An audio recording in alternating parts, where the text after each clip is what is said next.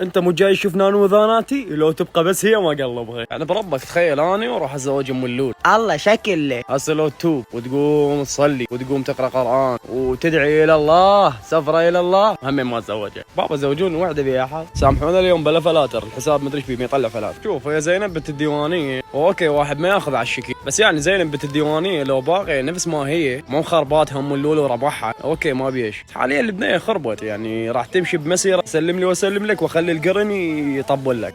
سوري ابى صدق كذي برحمه للعباس. تشوفون انتم العطلات الجاي تختاروهم لو لا؟ والزواج لو يفيد كان فاضل اللي يقبوه. والله صراحه ما مستعد اتزوج وحده تتعرى قدام المجتمع، يعني ضيعم. اخذ لك وحده مطلع نص صدرها وياها اللي يجي يبي. بعيدا عن انه انا احب صوتها واحبها هي همينه، بربك اتزوجها وتروح لي بمهرجان تلبس لي سيت مال النوم. ترى ماكو هيك. شلونك الاسكندر؟ خالف كل الاراء. اشتي اذا سمعين كلامي عادي موافق. كان قرار صعب يعني بربك هسه شدوس هم تتعرى